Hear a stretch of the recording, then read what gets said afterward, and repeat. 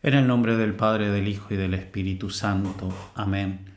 Dios te salve María, llena eres de gracia, el Señor es contigo. Bendita tú eres entre todas las mujeres y bendito es el fruto de tu vientre Jesús. Santa María, Madre de Dios, ruega por nosotros pecadores, ahora y en la hora de nuestra muerte. Amén. Ave María Purísima, sin pecado concebida. En el nombre del Padre, del Hijo y del Espíritu Santo. Amén. Seguimos con el libro de Fray Ambrosio de Lombez, Práctica de la Paz Interior. Iniciamos ahora el capítulo 5, que trata sobre la paz interior en las tentaciones, conservar la paz interior en el medio de las tentaciones.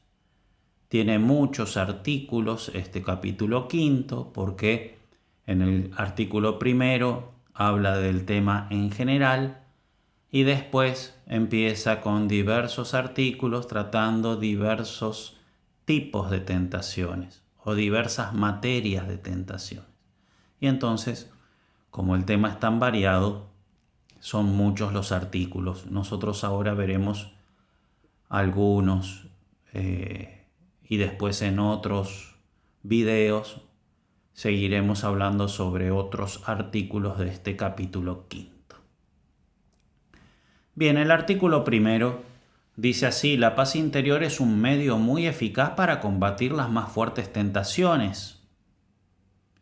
Y el demonio gana no poco sobre nosotros cuando logra hacernos perder esa paz interior. Entonces la tentación lo que hace justamente es hacerte perder la paz interior. Tiende a eso para que la tentación sea más efectiva. Vos lo que tenés que hacer delante de las tentaciones es conservar la paz interior para luchar mejor contra ellas. Bien, vayamos al artículo. Nunca será demasiado el control que tengamos de nosotros mismos. Hay que controlar, tener control sobre nosotros mismos y cuanto más, mejor. Y siempre se puede crecer en esto. Nunca será demasiado el control que tengamos de nosotros mismos y el prevenirnos contra las impresiones del temor en las más violentas tentaciones. No asustarse, no turbarse, no inquietarse, porque la turbación no nos ayuda a luchar contra la tentación, todo lo contrario. Entonces tenemos que tener el control para conservar la paz en el medio de las tentaciones. Es prevenirnos contra el temor, un medio poderoso para evitar las sorpresas, resistir a los ataques, reparar las pérdidas, incluso si caíste en la tentación o si no fuiste muy eficaz contra la tentación, si te turbás, peor.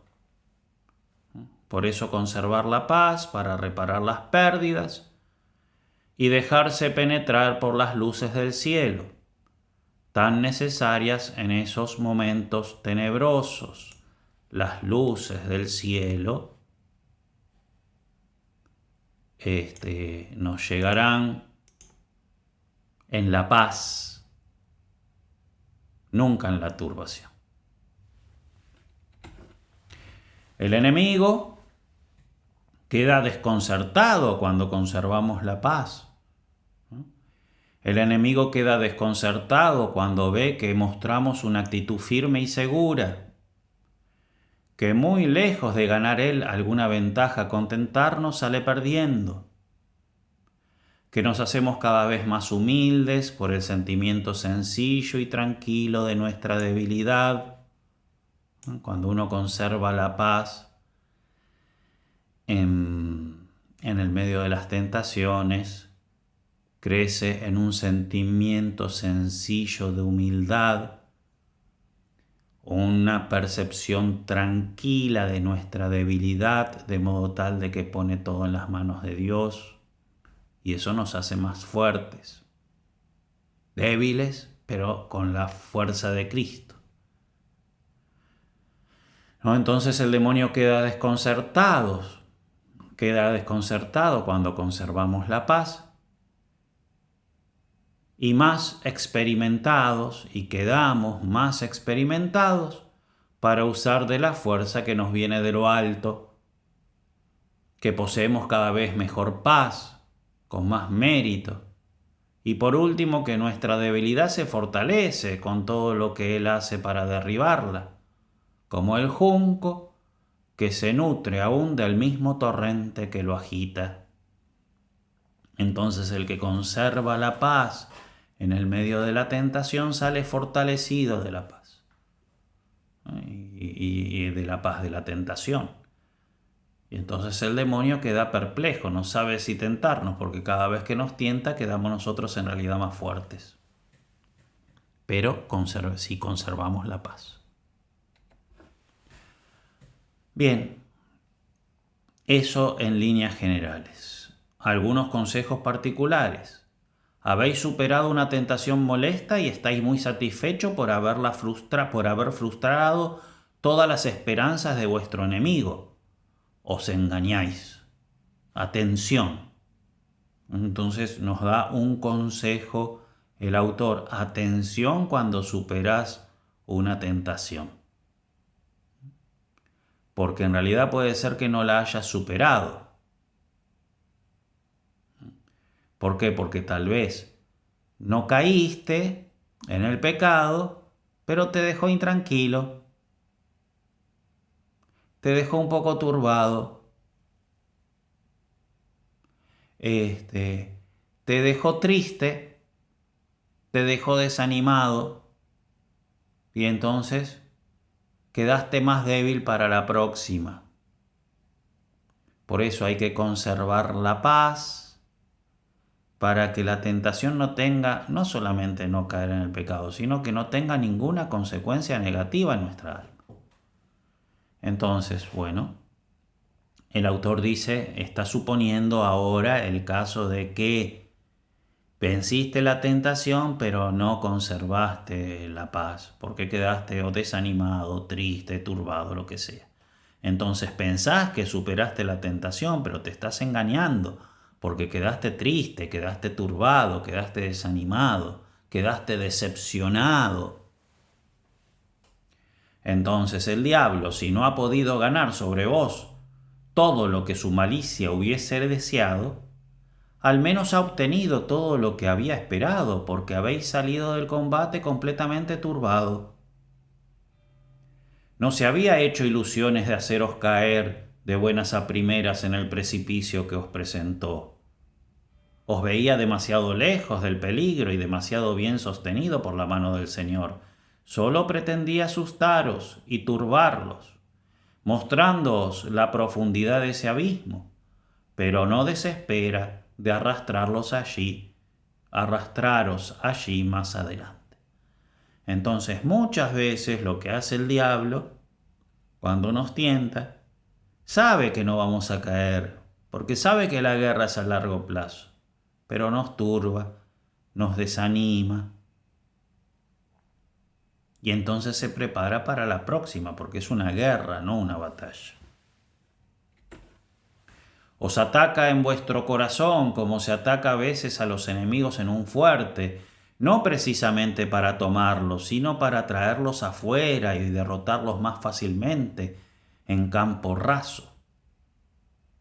Vos estáis ya fuera de vos mismo. Esto era todo lo que el demonio se prometía en su primer ataque. Quedaste como fuera de cuando quedaste turbado, cuando quedaste desanimado, cuando quedaste triste, cuando quedaste decepcionado de vos mismo por las tentaciones que tuviste, lo que hiciste fue salir de tu castillo, del castillo que te protegía. Ahora estás en campo abierto. En el próximo ataque te puede atacar con mucha más fuerza y te puede llegar a destruir. Por eso la necesidad de conservar la paz. Tened cuidado de que el segundo ataque no le depare igual éxito si nos apresuráis a ganar sobre él, por medio de una profunda paz, la ventaja que él ha tenido ahora sobre vos.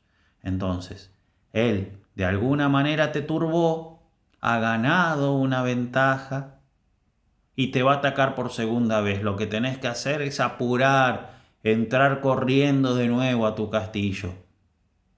Conseguir esa paz, esa profunda paz. Conservar la paz. Porque si se vuelve a atacar estando vos sin paz, Por cierto que no es haber vencido una tentación el salir de ella llenos de una turbación, que es en sí misma una gran tentación. O sea, es verdad, te tentó con algo y no caíste en ese pecado, pero quedaste turbado. Bien, la batalla sigue, todavía no venciste la tentación. La tentación la vencés definitivamente cuando conservás la paz. De la turbación interior solo vienen pensamientos tristes y aptos para desalentarnos. En ese estado, sí, cuando vino una tentación, cuando te dejó turbado, cuando te hizo perder la paz, en este estado que quedaste de turbación, no se conoce a Dios sino confusamente.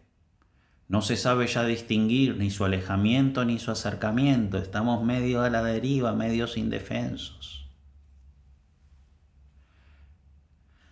Para recuperar el dominio de sí mismo, rápido, volver a la paz, hay que calmar las inquietudes, distraerse despreciando todo lo que las excita, retirarse dentro del propio interior.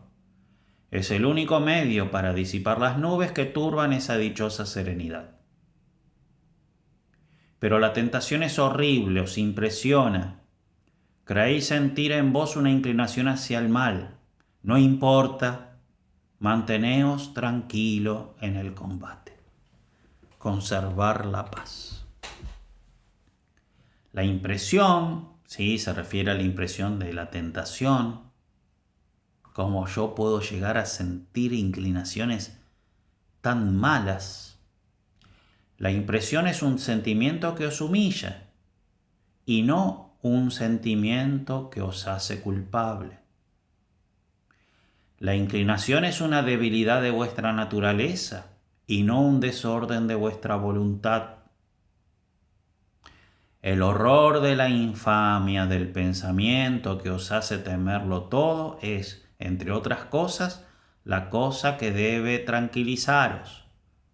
Si quedaron así de turbados, si están horrorizados por el pensamiento que han tenido, eso es lo que os debe tranquilizar, porque de hecho muestra que tenés repulsión por ese pecado. Cuanto más horrible sea, menos peligroso es para vos. Y cuanto más lo temáis, menos motivos tendréis para temerlo. Pues, ¿cómo podríais amar aquello cuya sola vista teméis? ¿Y cómo Dios, que solo reprocha un amor desordenado, voluntariamente admitido y alimentado, os condenará por un pensamiento que incluso os aflige?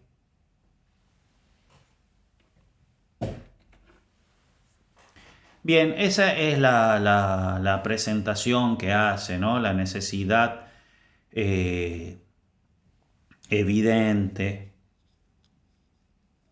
y enorme de conservar la paz en el medio de las tentaciones.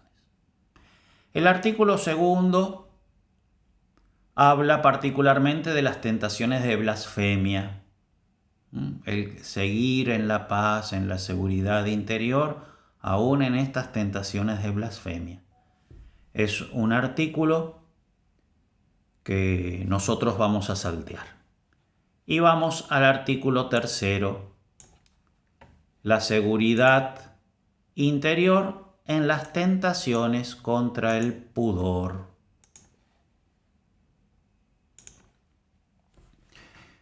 Bien, pregunta el autor, ¿os aflige un pensamiento contrario a la modestia?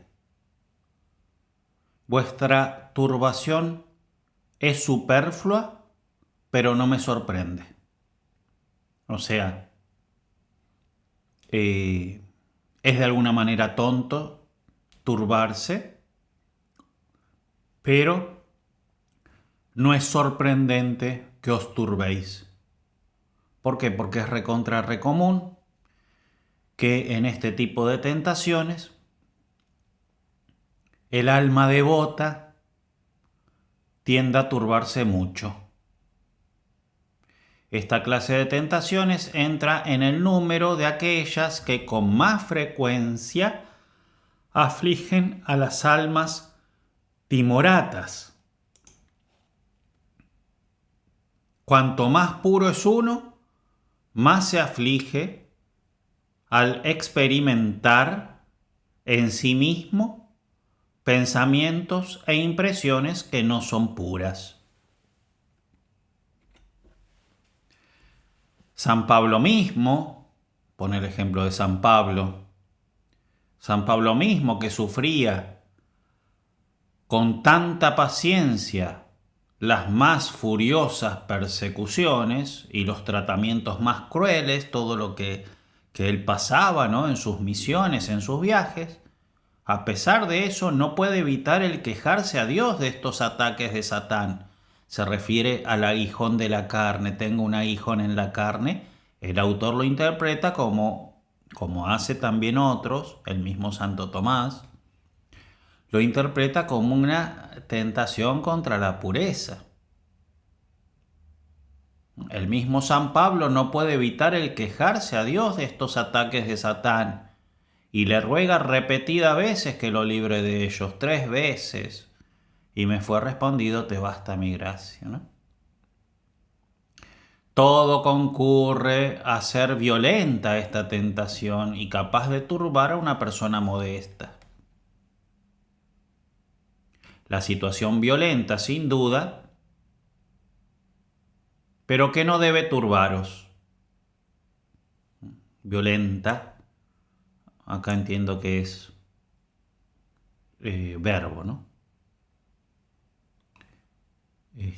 Causa violencia en la situación, pero igualmente, sin duda, no debe turbaros, puesto que la turbación, muy lejos de disipar los malos pensamientos, solo servirá para hacerlos brotar. Entonces tenés una tentación contra la pureza y te turbás. La turbación hace que la tentación tenga más fuerza. No sirve para nada turbarse. Y acá los consejos que da. No respondáis nada a sus sugerencias vergonzosas. No responder nada. No aceptarla, pero tampoco empezar a responder que no, porque de alguna manera es dialogar. ¿Sí? Otro autor que alguna vez vimos, era como jugar al perro invisible, decía otro autor. El perro, si te viene a ladrar y vos salís corriendo, te corre y te muerde por detrás. Si vos lo enfrentás, te salta encima. En cambio, si mirás para otro lado y lo ignorás y jugás al perro invisible, el perro se queda sorprendido y no hace nada. Entonces es lo que este autor también aconseja. No respondáis nada a sus sugerencias vergonzosas. No os dais por enterado de que ellas golpean vuestro oído interior. Ocupad vuestro espíritu con algún pensamiento santo y consolador, pero no como luchando así directamente, sino como ignorando. Entonces ocupad vuestro espíritu con algún pensamiento santo y consolador y vuestro cuerpo en algún ejercicio moderado y permanecer tranquilo.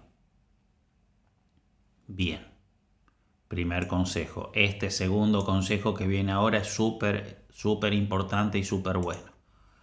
Cuando vuestro enemigo se haya retirado, no lo volváis a llamar para saber los golpes que os ha dirigido. Por ejemplo, listo, ya pasó la tentación, no te pongas ahora a ver, habré caído, caí, consentí, cuánto consentí, porque eso lo que hace es volver la tentación, te vuelve a turbar. Cuando vuestro enemigo se haya retirado, no lo volváis a llamar para saber los golpes que os ha dirigido. Y si los habéis,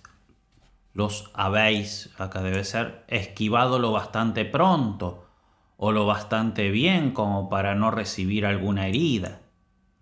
Hacer eso sería volver a entablar el combate y con más peligro, puesto que vuestro adversario conserva toda su fuerza, mientras que vos estáis debilitado por el primer choque, porque si te pones a pensar a ver si caí, si no caí, si consentí, si no consentí, si estuve mucho tiempo, si estuve poco tiempo, es porque quedaste de alguna manera turbado, débil.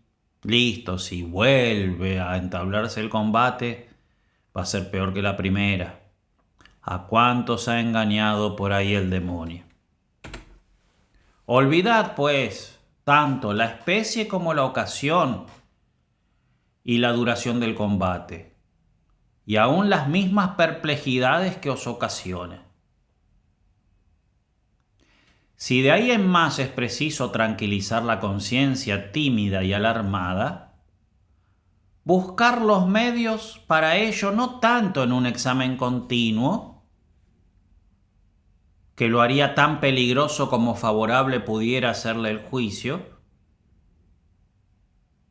cuanto en estos grandes principios. Entonces, el autor recomienda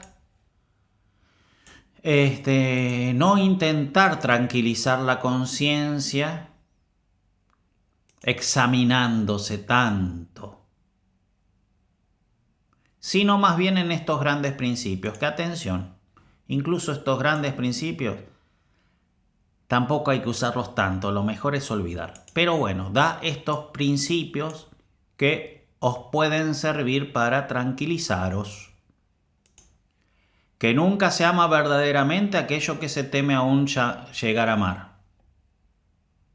Entonces, si estás temeroso, es porque evidentemente no querés eso. Que lo que se fatiga no agrada. Que no es el sentimiento, sino el consentimiento lo que constituye el pecado. Pero todas estas cosas hay que pensarlas sin pensar en esa situación que viviste.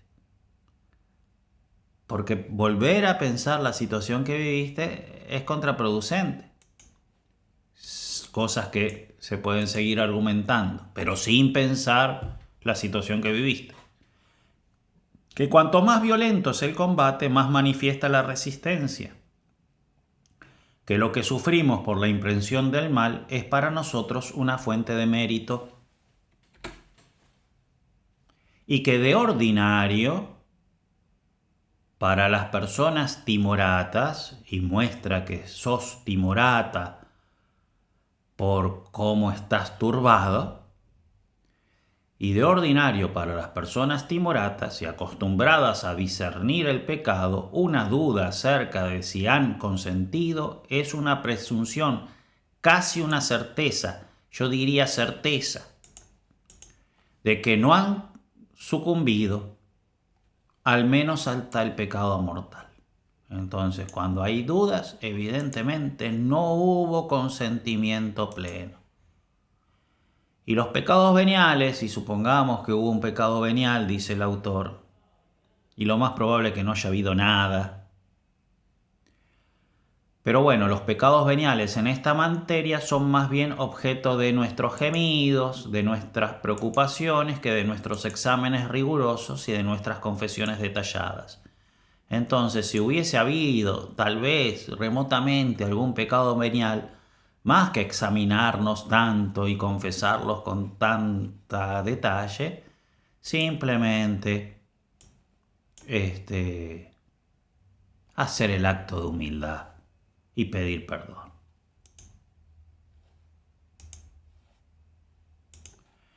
Bien, artículo 4. Seguridad interior en las tentaciones de vanagloria. Otra clase de tentación que ordinariamente introduce la turbación en el corazón son los pensamientos y sentimientos de vanagloria. Sabido es que este vicio disgusta infinitamente a Dios y que es el veneno de todas las virtudes. Y por sí solo es capaz de perder a las almas santas, que arruina todo el mérito de las buenas obras y aún las convierte en motivos de condenación. Entonces, evidentemente que la vanagloria es algo desastroso. Pero una cosa es la vanagloria y otra cosa es la tentación contra la vanagloria. Que son dos cosas recontra súper absolutamente distintas.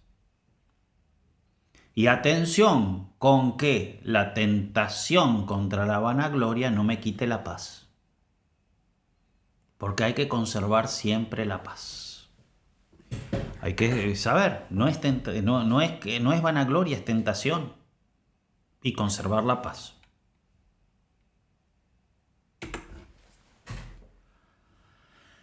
Entonces, el diablo puede molestar en la preocupación por no ser vanidosa la persona.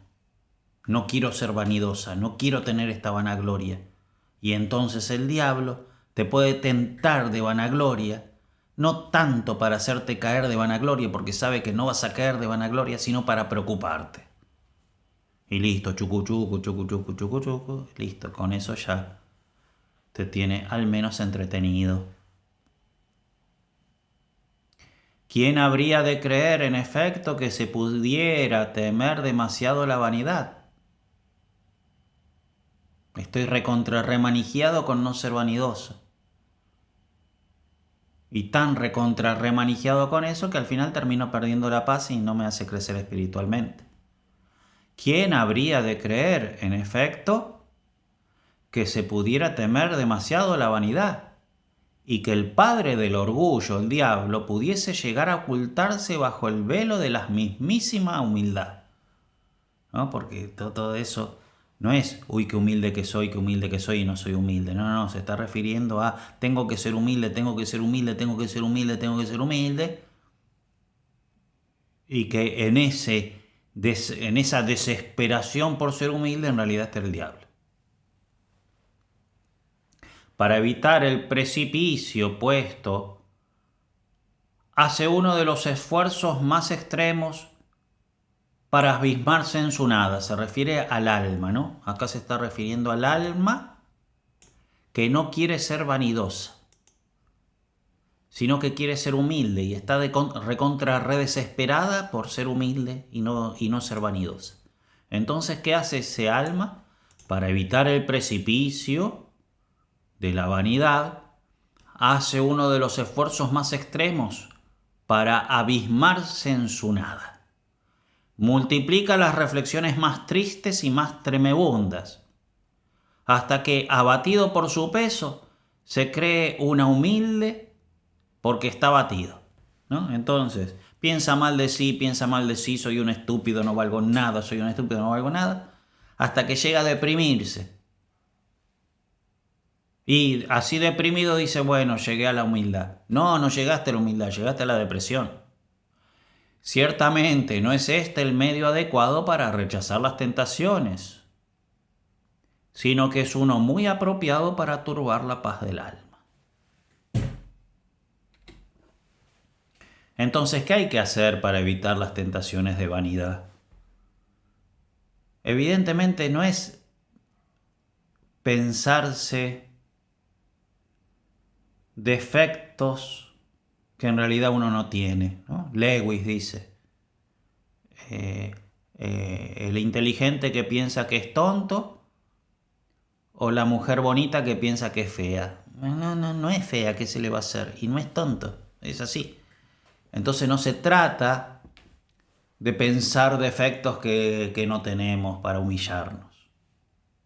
No. Una mirada, ¿qué es lo que hay que hacer? Una mirada desdeñosa sobre vuestro enemigo y sobre vos mismo. Un prudente olvido de todo lo que vuestro amor propio se imagina hallar de bueno en vos. Una fidelidad atenta, sin trabas, para permitir a Dios la gloria por todo lo que Él os ha confiado de talentos, que no podéis ni debéis disimularlos. Exactitud para desechar todos los deseos de vanagloria y para cercenar todo lo posible, todo lo que podría ser capaz de suscitarla. Diligencia para humillar con sencillez vuestro orgullo. Todo esto es lo que hay de más apropiado para hacerlo parecer y para conservar al mismo tiempo la humildad y la paz del alma.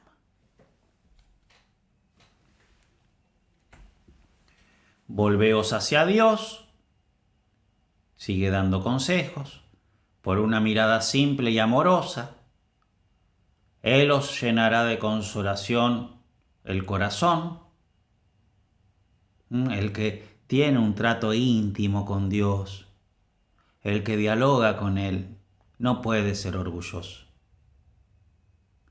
El que es orgulloso es el que tiene con Dios un trato totalmente superficial, porque el que tiene un diálogo íntimo con Dios se da cuenta de que es todo gracia.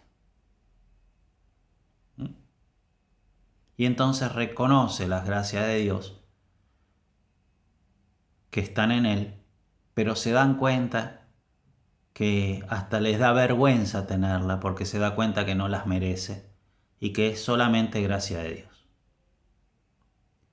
Dios. Sigue dando consejos, mirad vuestra tentación más como una debilidad que como una malicia. La misma tentación de vanagloria, más que turbarlos, lo que tiene que uno aprovecharla no es para turbarse, sino para darse cuenta lo tonto que somos, ¿no? Y ser humildes.